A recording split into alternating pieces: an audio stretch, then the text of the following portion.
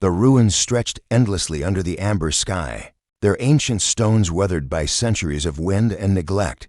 Kellen crept through the shadows, his rifle held ready, sweat beading beneath his tactical helmet.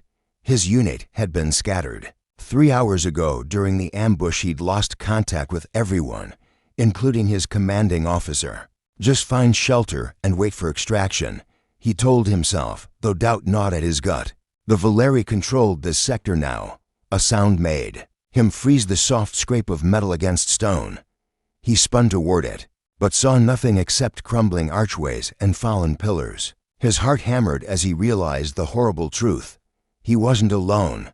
The attack came from above. Something heavy slammed into his back, driving him face first into the rubble. His rifle skittered away as powerful hands seized his shoulders and flipped him over. Before he could react, a knee pressed against his chest, pinning him down with crushing force. Kellen found himself staring up at his captor, a Valeri warrior. Unlike any he'd seen in the briefings, her pale skin seemed to glow in the filtered light, and her white curly hair spilled from beneath a cracked battle mask. She wore form-fitting armor that shifted and adapted to her movements, its surface rippling like liquid metal. Her two hands ended in retractable claws, one set now pressed dangerously close to his throat. She was breathing hard, her chest rising and falling with barely controlled rage. When she spoke, her voice was a low, threatening growl in the musical, Valeri tongue words he couldn't understand, but whose meaning was crystal clear. She's going to kill me. Kellen had been trained for this moment.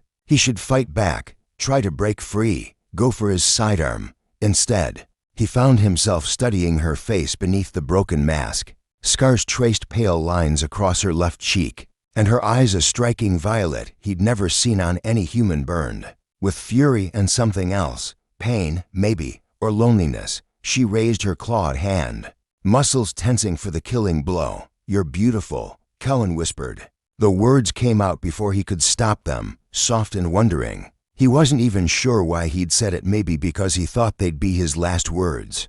Maybe because in that moment of suspended violence, it was simply true. Savara, though he didn't know her name, yet went completely still. Her raised hand froze mid-strike, claws gleaming in the amber light. Her violet eyes widened in shock, searching his face as if trying to understand a foreign language. For a long moment, neither of them moved. The only sound was their breathing and the distant whistle of wind through the ruins. "Why?" she said slowly, her accent thick but her English surprisingly clear. "Why would you say that?" Her voice carried disbelief, confusion, and underneath it all, something vulnerable and raw. Her grip on his throat loosened slightly. Kellen met her gaze steadily, even as blood seeped from a cut on his forehead. "Because it's true, even if you kill me. I'd rather die saying something real than another lie about this war." Savara stared down at him, her expression cycling through emotions he couldn't name.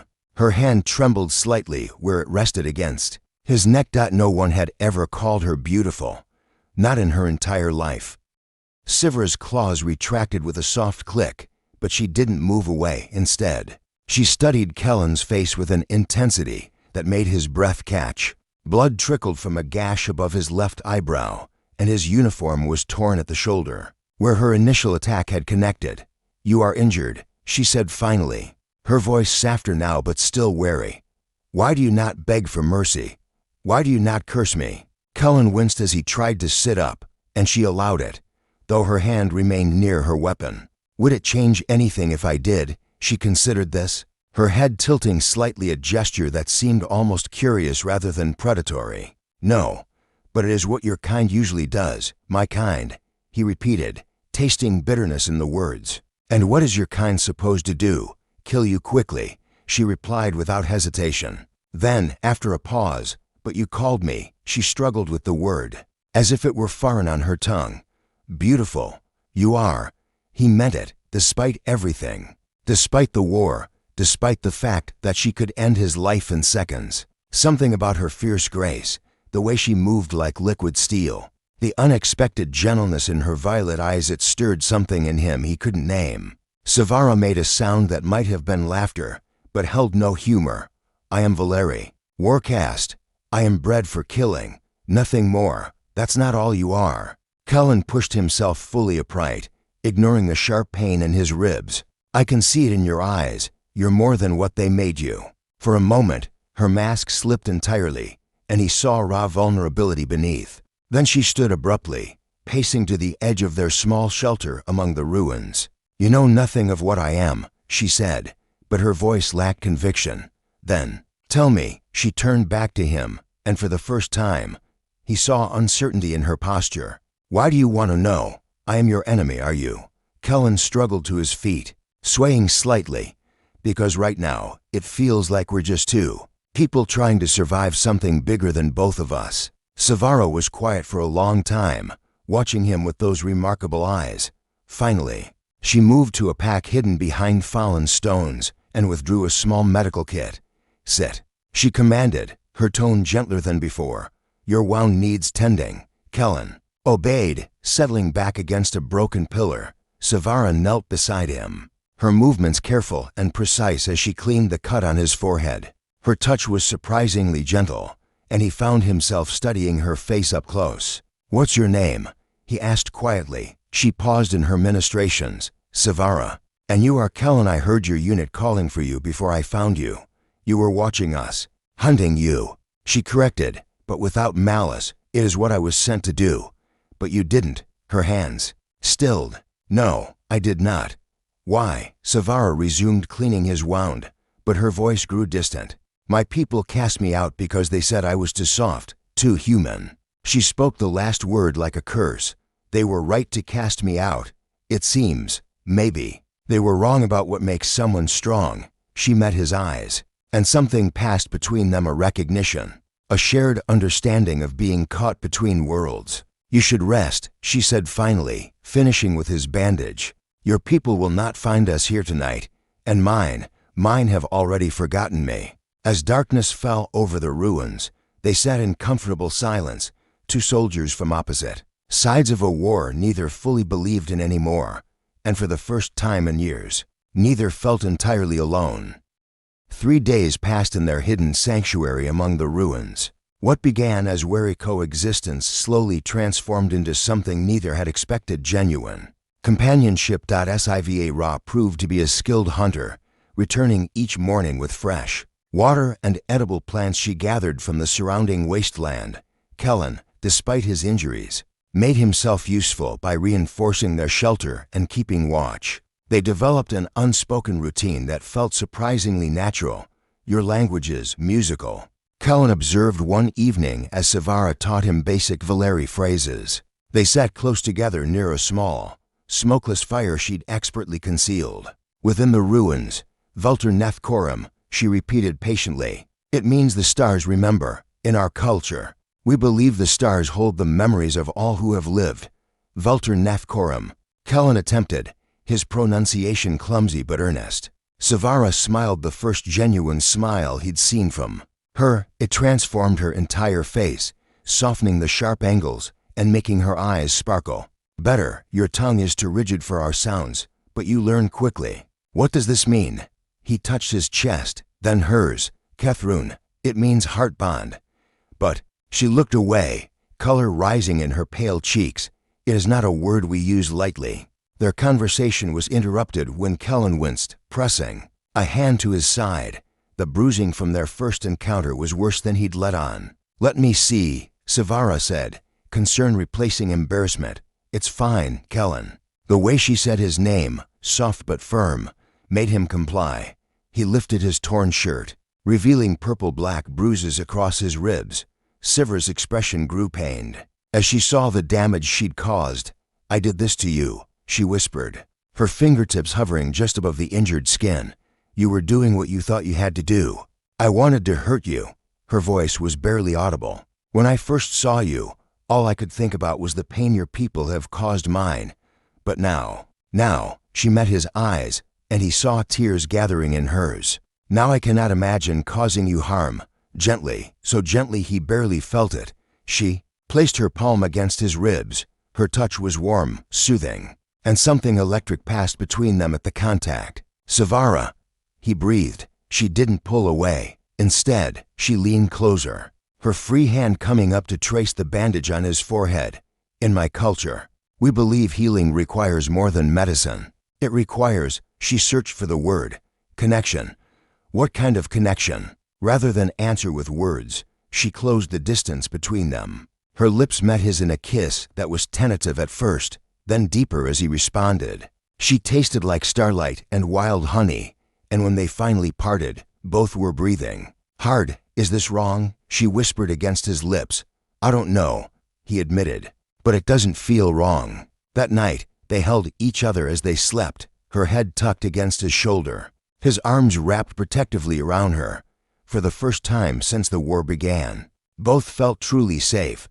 The next morning brought new intimacy as they tended each other's wounds and shared the simple pleasure of preparing a meal together. Sivra's laugh, when Kellen attempted to weave grass the way she'd shown him, was like music. And when she caught him staring at her with undisguised admiration, she didn't look away. What are you thinking? She asked, settling beside him in the warm afternoon sun. That I never expected to find something beautiful in the middle of all this ugliness. She reached for his hand, intertwining their fingers. Perhaps beauty is what we make of the ugliness.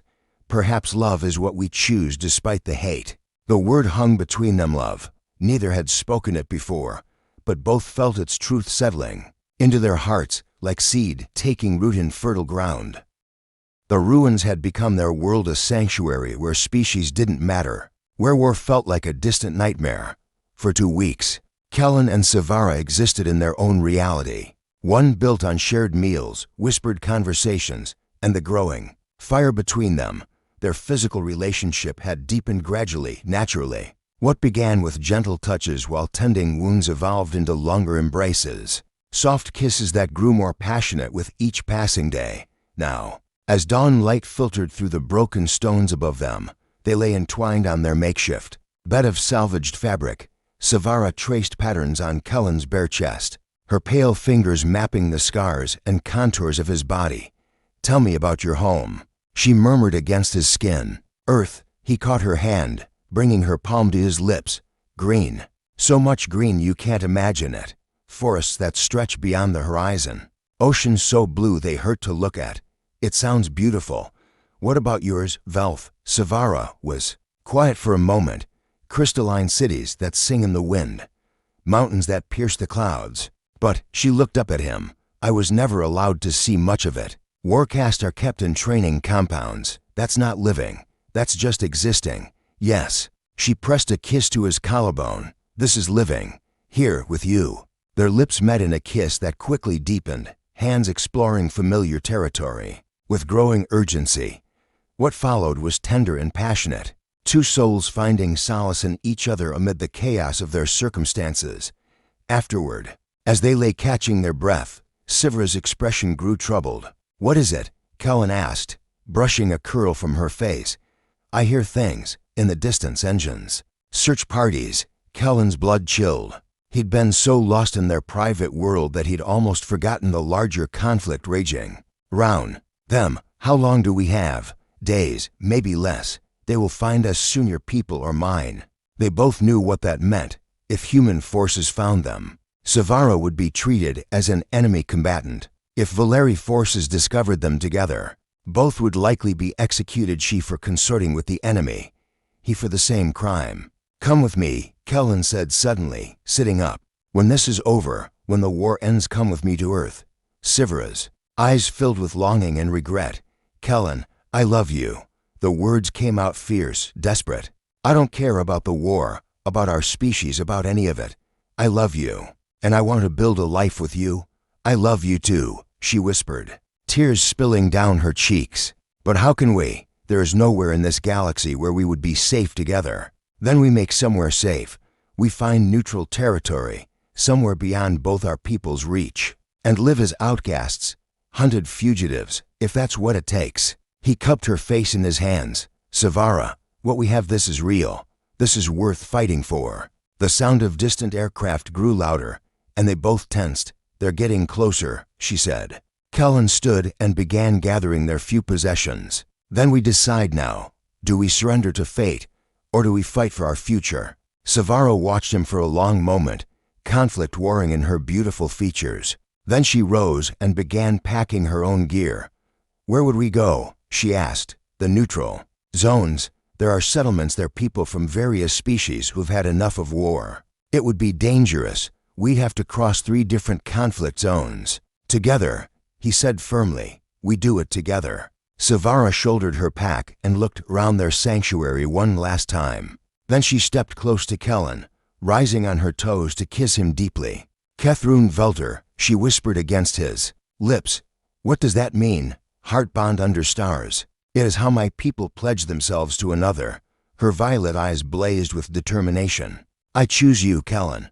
I choose us. As the sound of search parties grew ever closer, they slipped away from the ruins hand in hand, ready to face an uncertain but shared future.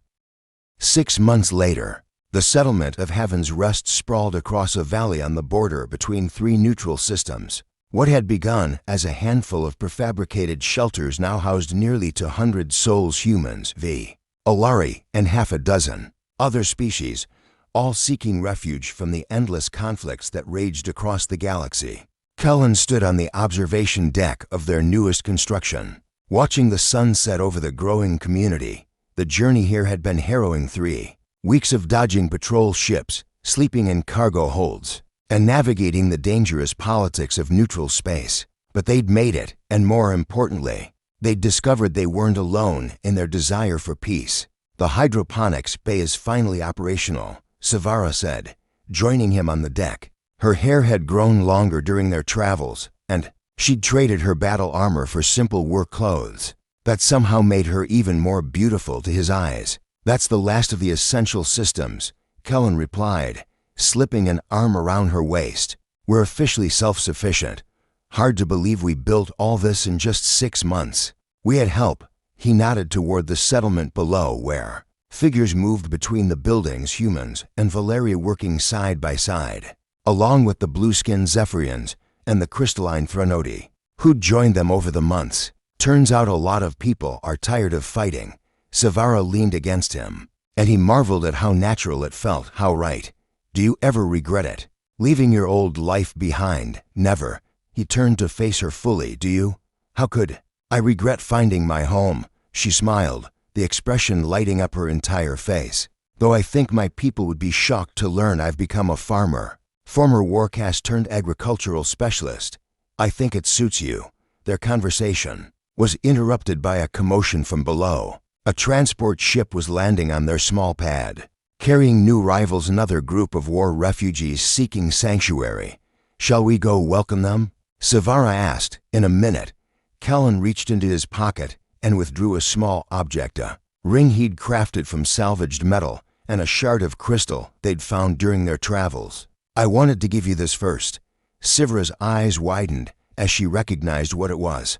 Kellen, I know we can't have a traditional wedding from either of our cultures, but I wanted you to know that this is forever for me. You're forever for me.